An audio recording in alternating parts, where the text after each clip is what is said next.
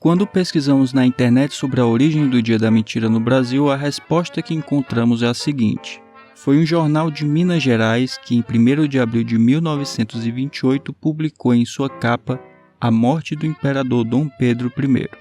Pelo menos essa é a versão que começou a circular com mais força nos últimos anos. E assim, é uma história interessante, mas e se a verdade não for bem assim?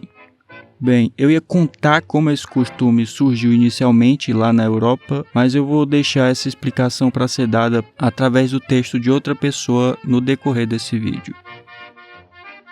Partindo daquela resposta padrão, que aparece praticamente igual em todos os sites e vídeos sobre o tema, eu resolvi procurar as fontes. E nessa busca, o máximo que eu encontrava era sempre a mesma coisa: um link para um portal repetindo exatamente o mesmo texto curto e direto. Foi um jornal de Minas Gerais que em 1828 publicou uma fake news contra o Dom Pedro I, e é isso. E foi aí que começou a estranheza, porque não é possível que uma história dessas, que parece ser tão interessante, esteja sendo repassada com tão poucos detalhes. Se esse episódio fosse real, deveria haver muito mais coisa a respeito. Afinal, estamos falando de um período politicamente sensível, com Dom Pedro I no poder. E um jornal simplesmente anunciar a morte do imperador sem deixar praticamente nenhum rastro, isso começou a parecer no mínimo incomum. Então, movido pela curiosidade e talvez um pouco de procrastinação crônica também, eu fui procurar vestígios desse tal jornal em acervos de jornais antigos. Eu pesquisei de várias formas diferentes, usei um monte de termos e, apesar do esforço, não havia absolutamente nada. Nenhum registro, nenhuma edição, nada sequer parecido.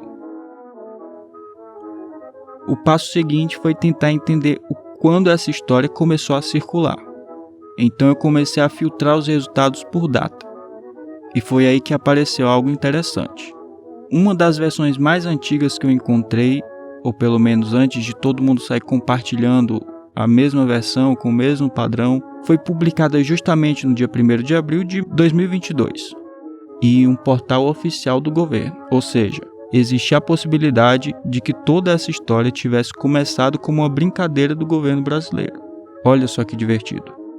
E que, com o tempo, essa narrativa acabou sendo simplesmente repetida, o que, convenhamos, é até bem engraçado. Mas acontece que esse também não é o caso. Eu até suponho que a história ter sido publicada daquela forma acaba conferindo a ela uma veracidade praticamente instantânea. Mas acontece que eu consegui encontrar esse mesmo texto sendo replicado poucos anos antes, só que dessa vez com leves alterações. Foi em 2019. Um portal de notícias do Paraná escreveu a mesma história, só que dessa vez trocando Minas Gerais por Pernambuco, mas mantendo o nome do suposto periódico e também colocando 20 anos a mais para a data da publicação do jornal. Ou seja, a história teria começado com a morte de Dom Pedro II, em 1848. A essa altura eu já estava convencido de que alguém tinha simplesmente pegado a notícia falsa, em qualquer outro período, em qualquer outro momento, e resolvido adaptar ela para aproveitar o clima de Dia da Mentira. Tipo pegar essas notícias sensacionalistas que volta e meia acontecem de que um famoso morreu, só que a pessoa jogou lá para trás, já que era um personagem que ninguém ia procurar provavelmente. E tudo bem, faz sentido até.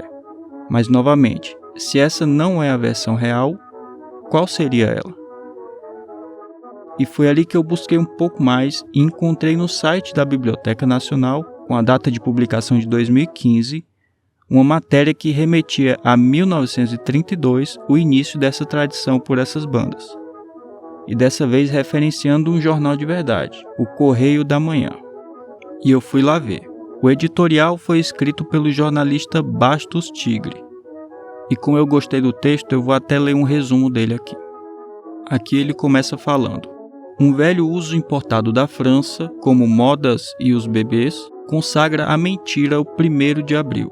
Nesse dia todo mundo tem direito de engendrar histórias, contar vantagens, enganar os amigos, coisas que, aliás, muita gente pratica sem licença e durante o ano inteiro. convém ter aos amigos leitores das origens dessa tradição que não se perde nas noites dos tempos, como é dever das tradições que se prezam, mas data dos idos do século XVI, por volta de 1564, para ser mais preciso. Até então, o ano começava em 1º de abril. O rei Carlos IX, por certas razões de Estado que as crônicas não referem, resolveu mudar o início do ano para 1º de janeiro, o que eu acho que andou muito acertado, visto esse ser o dia do Ano Novo. Naturalmente, houve muita gente revoltada com a novidade. Aliás, o passado teve também seus passadistas.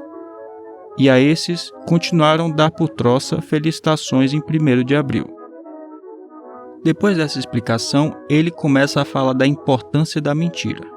Fala inclusive que o mentiroso é um verdadeiro artista, pois ele conta os fatos não como foram, mas como gostaria que tivessem sido. Ele cria, portanto, todo um universo cheio de detalhes para enriquecer sua versão. Depois ele continua sua defesa dizendo: o campo da verdade é limitadíssimo. As coisas que verdadeiramente se realizam não passam de reedições umas das outras. Daí a monotonia da vida real. A mentira, ao contrário, é polimorfa, é variada, é multiforme. Daí o interesse da história e das ciências jurídicas. E para finalizar ele escreve: foi justo e sábio quem se lembrou de consagrar a mentira um dia do ano. Ela é a nossa companheira dileta nas horas complicadas e aflitas, a patranha do consolo, o balão de oxigênio das sinceras condolências. Mas, ainda assim, quanta mentira piedosa tem aliviado alheias mágoas. Que seria dos doentes se não for a mentira profissional do médico a prometer-lhes a melhora e a cura? Morreriam bem mais depressa, mesmo a revelia do clínico.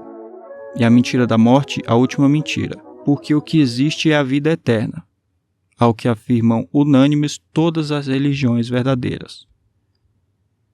E essa, apesar de não ser a primeira referência ao dia da mentira nos jornais, eu considero que é uma das principais. E eu estou dizendo que não é a primeira, porque eu consegui encontrar referências ao dia da mentira já em 1920, no Jornal do Brasil.